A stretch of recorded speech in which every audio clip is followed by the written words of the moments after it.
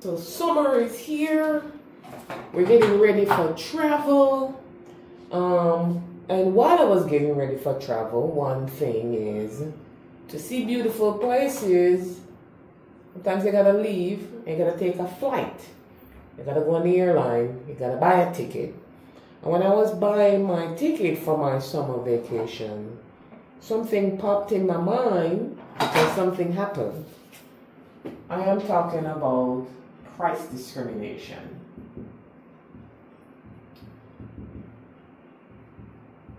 And this is essentially, when you hear the word discrimination, we tend to think of it in terms of socioeconomic variables, race, gender, and so on. But price discrimination is specifically when a firm, usually one that has monopoly power and is able to control the market, the firm essentially charges different prices to different consumer groups. And there are 3 degrees of discrimination that we know of. We have the 3rd degree, which is when they charge just based on grouping. Like if you have a senior movie ticket and a student movie ticket and a regular movie ticket, that's like 3rd degree. You're charging different prices for the same good. You also have 2nd degree, which is usually you discriminate based on quantity.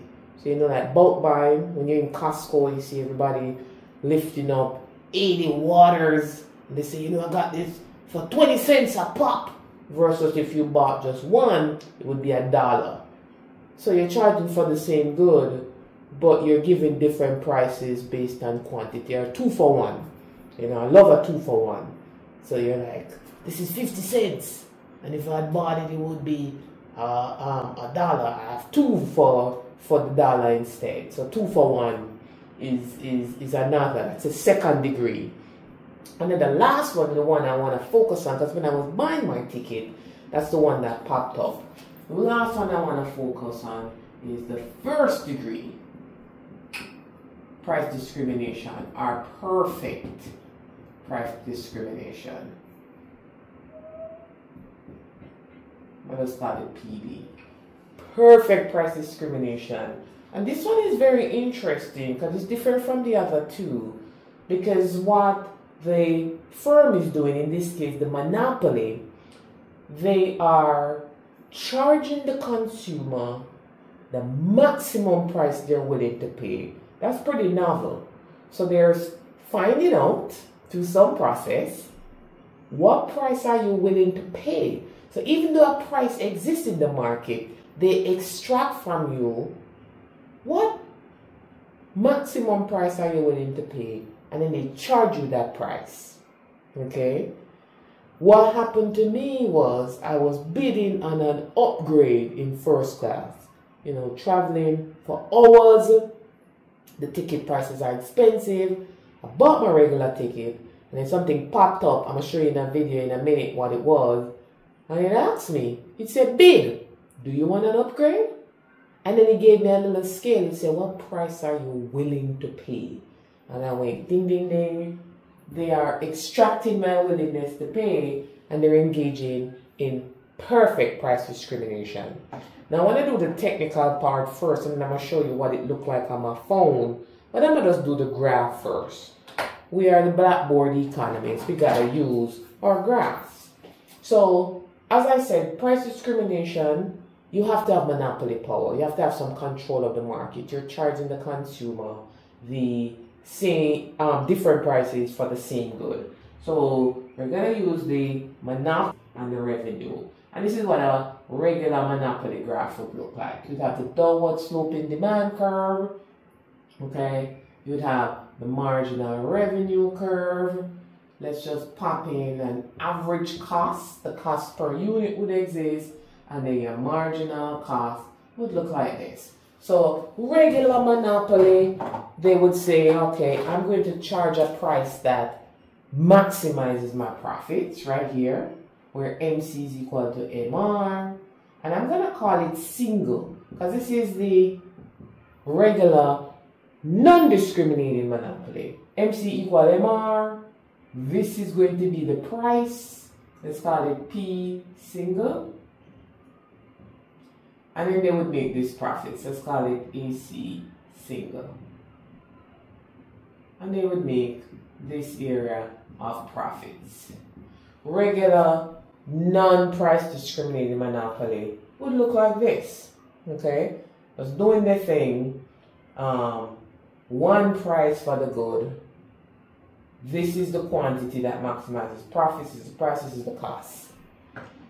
Now, when it comes to the discriminating monopoly, let me show you what they're doing. We get a different color. They're basically looking and they're going, wait a minute. This is the price, one price that maximizes profits. But look at the demand curve. It spans from here to here. So they're saying there are people who exist who want a price that's higher than the P single. So this person, for example, let's call him P high. Even though I'm charging P single, based on the demand curve, they were willing to pay P high. And so was this one, P high 1. And so was this one, and this one. The point I'm trying to make is there are areas above that P single where you have a consumer group that was willing to pay a higher price. Now, if you remember some of your econ, this area right now is the consumer surplus. The firm is choosing P single, but that doesn't take away from the fact that there were buyers willing to pay a higher price. What the price discriminating monopoly does is they find these consumers and they actually charge them the price. So when I bought my airline ticket, I'll tell you the airline, it was TAP, was going to Portugal. They seeked out if I was one of these people who was willing. As soon as I was done buying the ticket for my price, it gave me another thing and it said, do you want an upgrade? Are you willing to pay more for this upgrade? And I'm like, that's interesting. It's looking to see and extracting, am I one of the consumers willing to pay a higher price? And if I am, it tried to figure out what price I wanted. It tried to figure out what was my maximum willingness to pay. It asked me to bid. It said, do you want an upgrade? It identified me when I said, yes, I do. And then it needed to figure out, I wonder what price Prof C is willing to pay. What is your maximum willingness to pay? So it gave me a system to bid, to extract this. So when a firm does that, it identifies the individuals with the price that's higher, okay, figures out their willingness to pay, and then charge them. What they're essentially doing is, I'm going to show you on a different graph. They are, show you what that looks like. They're kind of redoing. So this is the non-discriminating.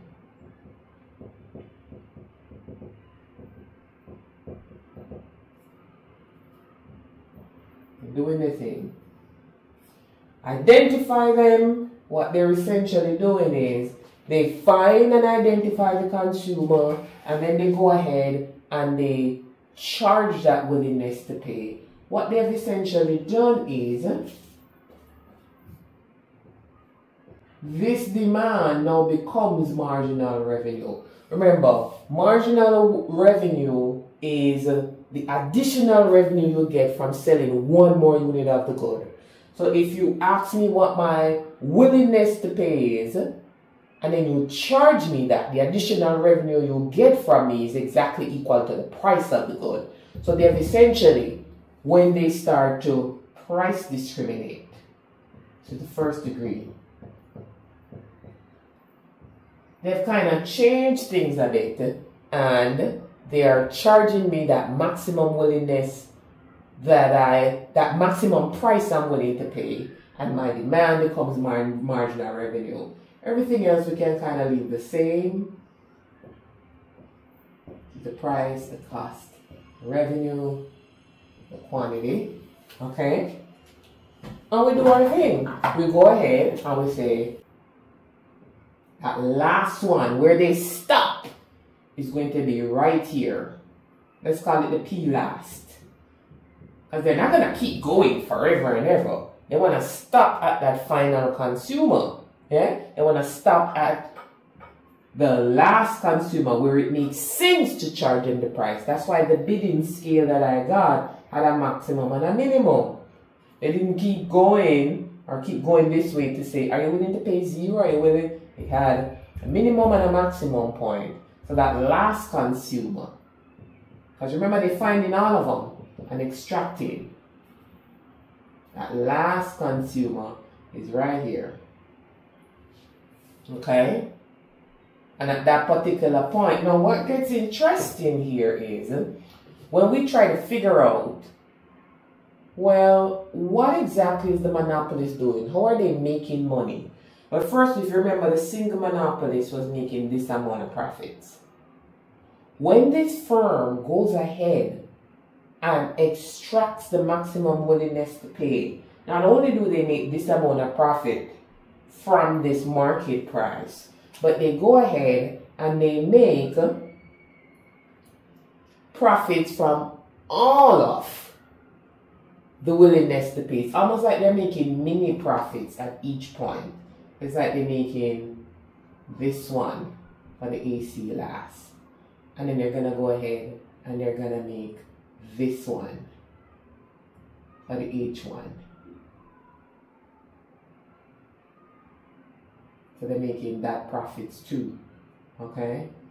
And they're going to go ahead and they're going to make this one and this one and this one. The point I'm trying to make is when they do this, they actually make profits. If you go back on our old graph, they actually go ahead and they make profits. Use this. They make this. And they're getting everything. They are capturing the consumer surplus. It's no longer consumer surplus. They're going to change it into profits. They make back the original profits, okay? And they make back all of this right here. So they go ahead and they transform this consumer surplus becomes economic profits. Which is pretty novel. They go ahead and capture and keep capturing all of those areas. They capture the consumer surplus and turn it into economic profits. What's also interesting is you can see how the monopolist is making profits above and beyond what they would make as a single price monopoly. What's also interesting is this last consumer, P last, the interesting point is look at what price they're paying. This P last is exactly equal to, you see it? The MC. So P last, that last consumer, is actually equal to the marginal cost. So that last consumer is actually giving us or getting the social optimum. So you have allocated efficiency for the last consumer. But they take the consumer surplus that existed and transform it into economic profits by extracting, keep on charging these higher prices, is the price discrimination. So as I was doing this, I'll show you the little bidding system on the TAP Portugal. We see price discrimination kind of working. Find the consumer, find the consumer who is willing to pay more. Just ask, do you want an upgrade, is what they did. Figure out their maximum willingness to pay. They asked me to bid, and once that's the case, you charge them. So they told me in 24 hours or whatever, they'll tell me if I won, if I got that seat on the plane. If somebody bids higher than me for that particular seat, they'll get it. So we have this price discrimination, first degree, kind of being played out So next time you're buying your airline tickets this summer and you're going through and you're bidding, think of the use of price discrimination in this scenario. I was using Monopoly, but firms that are able to distinguish the different products, know resale, has some degree of market power, like Airlines, for example, they do, they're oligopoly. And while I'm in the plane, the seat that they sell me, they do have market control, then they can also price discriminate. Just wanted to bring that up. Okay? Thank you.